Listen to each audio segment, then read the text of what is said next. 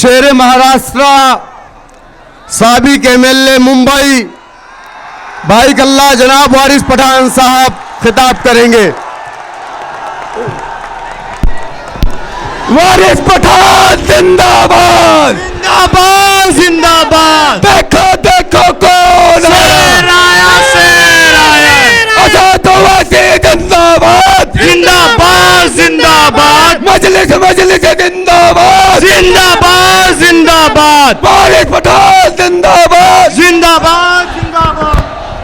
DISE पर तशरीफ फरमा ऑल इंडिया मजलिस इत्तेहादुल मुस्लिमीन के आपके हमारे सदर अलहाज जनाब बैरिस्टर असदुद्दीन ओवैसी साहब, मजलिस इत्तेहादुल मुस्लिमीन के उत्तर प्रदेश के हमारे सदर जनाब शौकत अली साहब,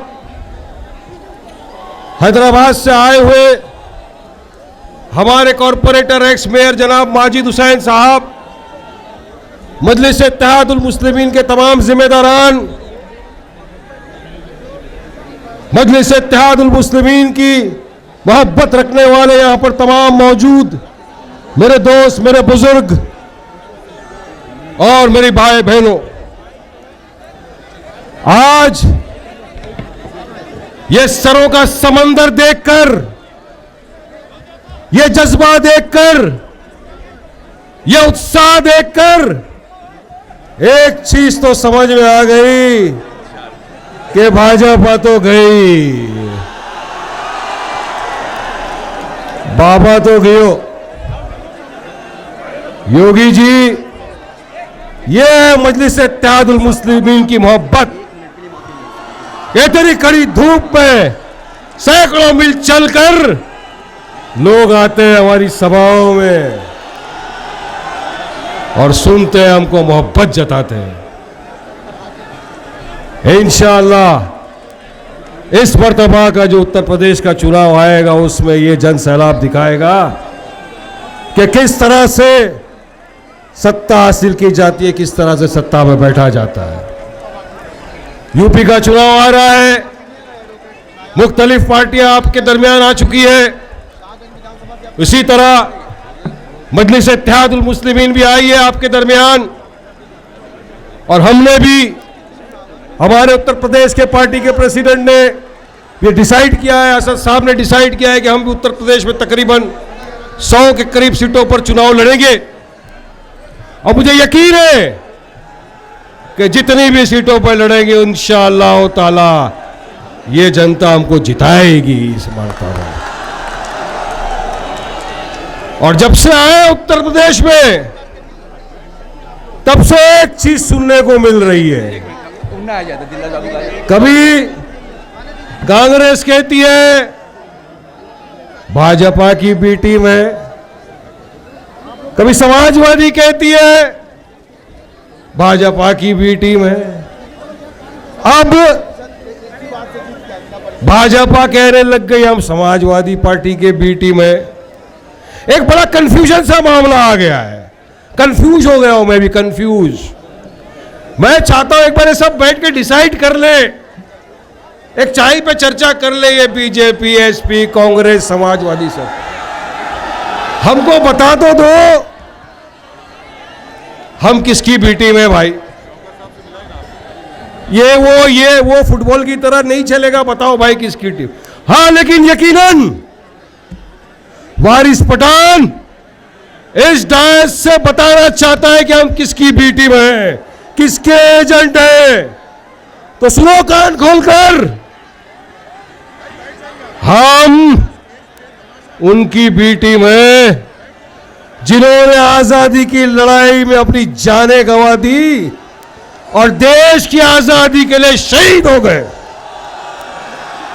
हम उनकी बी टीम है जिसकी वजह से आज हमारा देश भारत महान, हम उनकी बी टीम। ये इल्जाम लगाना छोड़ो, इल्जाम नहीं चलेगा। किसी ने क्या खूब कहा है,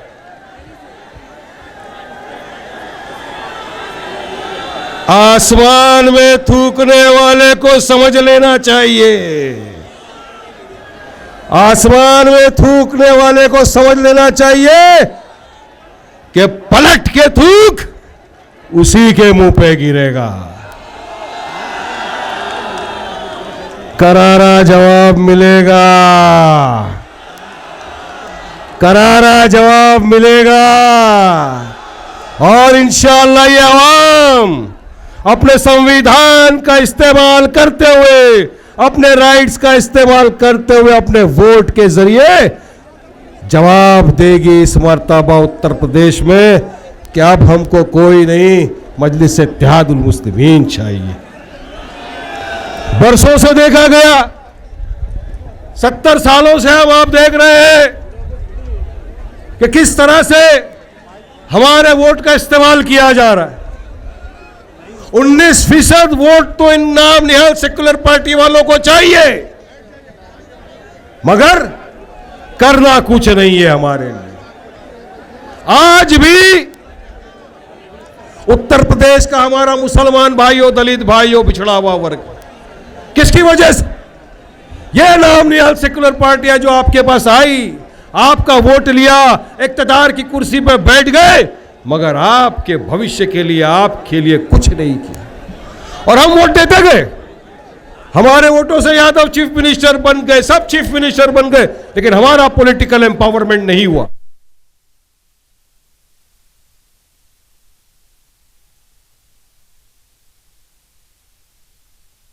पॉलिटिकल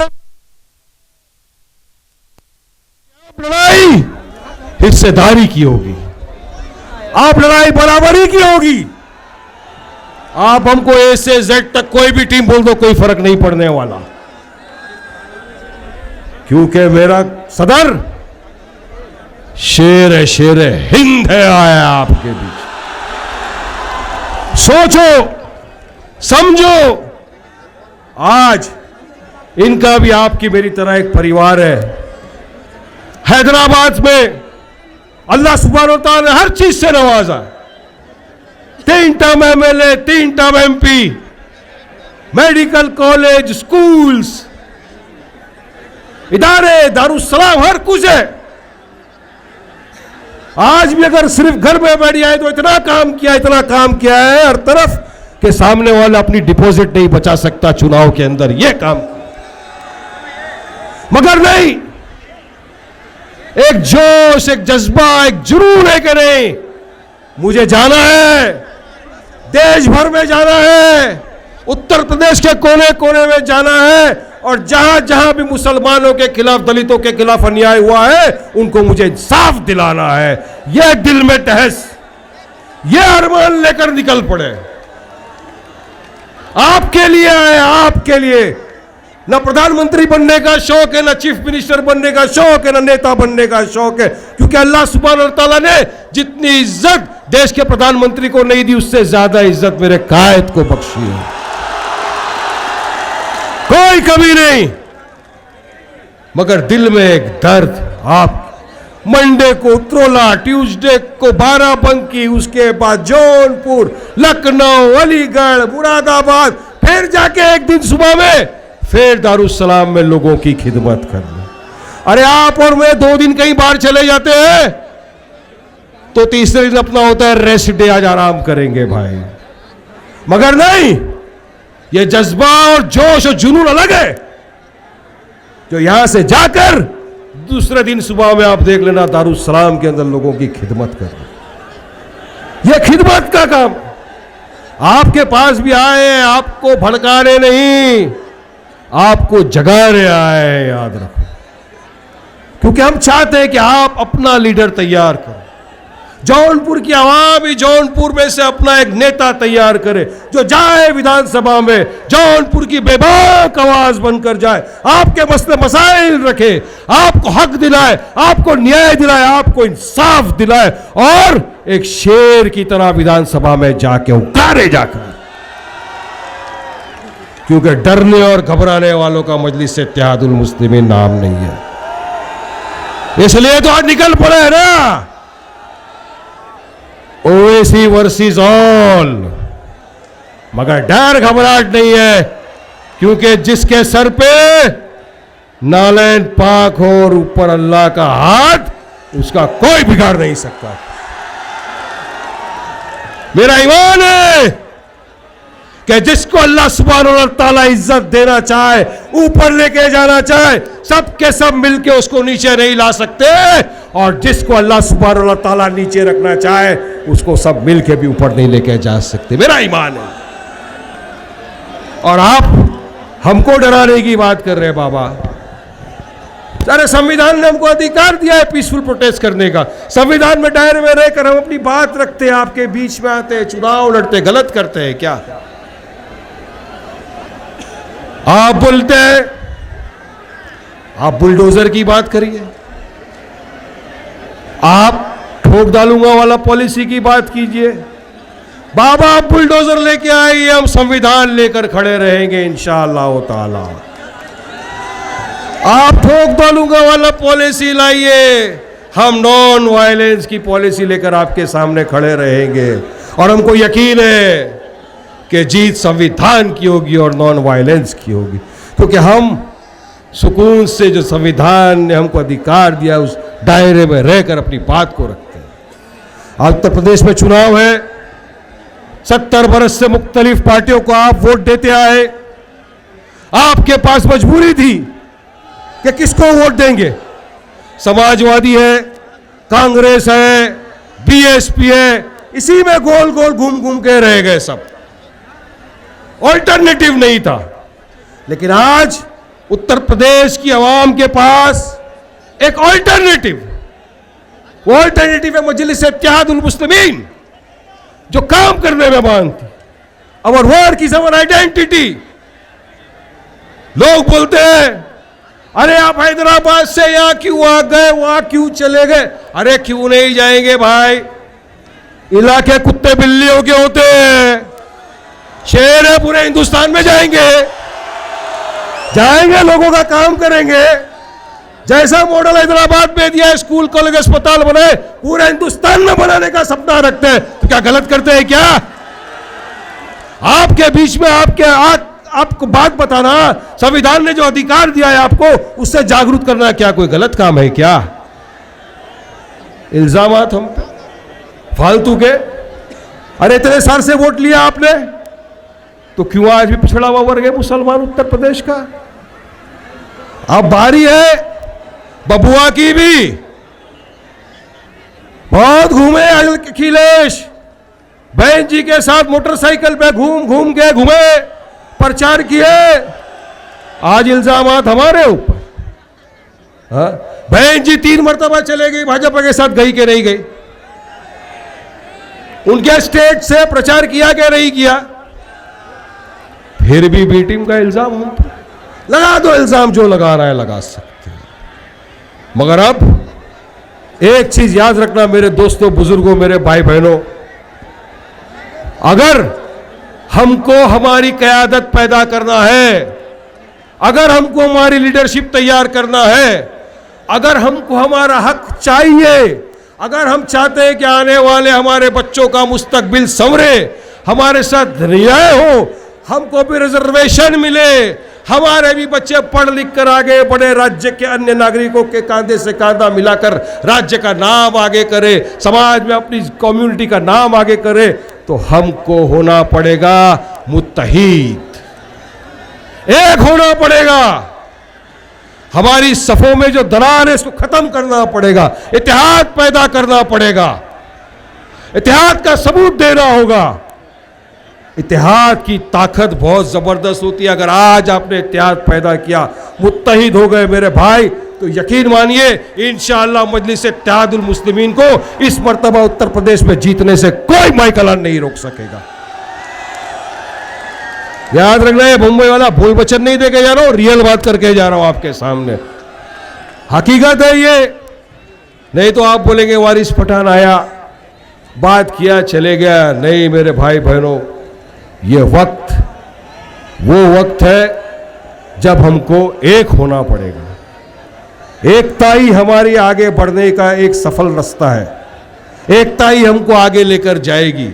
वो छोड़ दो, एक दूसरे की टांग खींचना छोड़ दो, एक दूसरे का हाथ थामना सीख लो मेरे भाइयों। एक दूसरे का हाथ थामो, आगे बढ़ो, जमात का साथ। आज उत्तर प्रदेश में चुनाव तो है, चुनाव आने के पहले आप तमाम ने देखा, ये सब आपके बीच में आ रहे हैं, एयरपोर्ट बन रहे हैं। अरे इतने टाइम से क्या कर रहे थे योगी जी आप? 5 साल में आपने क्या किया उत्तर प्रदेश के अंदर, मुझे बताइए। सिवा नामकरण के कोई डेवलपमेंट का काम उत्तर प्रदेश में नहीं हुआ पिछले 5 वर्षों में। नामकरण करते गए, ठोक डालूंगा वाली पॉलिसी इस्तेमाल की, कितने बेकसूर बेगुनाह बच्चों को पुलिस कस्टडी में मार दिया गया, जेल कस्टडी में मार दिया गया। मैं नहीं कहता, मिनिस्ट्री ऑफ होम अफेयर्स का डाटा है, वो ये बताता है कि 2020 से 21 में 15 लोगों की जानें चले गई पुलिस कस्टडी में, 450 लोगों की जानें चले गई जेल कस्टडी में। इसका जिम्मेदार कौन? योगी जी। क्राइम रेट अगर पूरे भारत देश में सबसे ज्यादा कहीं पर है तो कहीं और नहीं, उत्तर प्रदेश। कंट्रोल नहीं कर सकते बाबा इसको। और हम आए आपको अधिकार दिलाने, इंसाफ दिलाने, तो हम पे अलग अलग इल्जाम लगा रहे हैं, हम ये करने आए। नहीं, जितना अधिकार भाजपा को संविधान ने दिया है चुनाव लड़ने का, जितना अधिकार एसपी कांग्रेस बीएसपी को दिया है संविधान ने चुनाव लड़ने का, उतना ही अधिकार हमको दिया है मजलिस इत्तेहादुल मुस्लिमीन को संविधान ने चुनाव लड़ने का। तो आपको क्यों तकलीफ हो रहा है भाई? आपको क्यों तकलीफ हो रहा है? अगर हम चुनाव लड़ रहे तो आपके पेट में दर्द शुरू हो जाता है कि ये क्यों चुनाव लड़ने आ गए। अब ये तो सवाल करेंगे ना सरकार से भी, हम अगली पिछली सारी सरकारों से सवाल किया जाएगा, बताओ तुमने क्या किया। और सवाल का जवाब इनके पास नहीं है।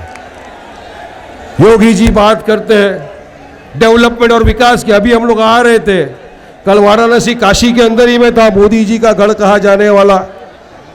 इतने खड्डे मैंने पूरे हिंदुस्तान में कहीं नहीं देखे जितने खड्डे वहां पर। ऐसा लग रहा है रस्तों पे खड्डे नहीं है, खड्डों में रास्ते बना दिए वहां पर। ये मोदीगढ़ की हालत है, सोच लीजिए अभी आप। और आप बात करते हैं सबका साथ, सबका विकास, सबका विश्वास की। कहां है सबका साथ बताओ मुझको।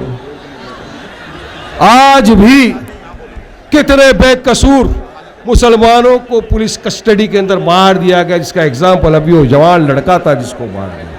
क्या क्या उसके लिए कुछ नहीं। हम सवाल कर रहे हैं इस मंच से योगी जी से, बताइए योगी जी आपका क्या बोलना है हाथरस के ऊपर। बताइए योगी जी लखीमपुर पर आपका क्या कहना है। आपके मंत्री टिन्नी के बेटे ने पीसफुल एजिटेशन करने वाले किसानों को अपनी थार की गाड़ी से कुचल दिया, आपने फिर भी उसको मंत्री पद से नहीं निकाला, मोदी ने फिर भी उसको मंत्री पद से नहीं निकाला। क्यों बचाना चाह रही है पूरी उत्तर प्रदेश की सरकार इस कातिल को? जवाब दो। जवाब मांगना मेरा संवैधानिक अधिकार है, मैं मांग के रहूंगा, मुझे जवाब चाहिए। नहीं निकाला।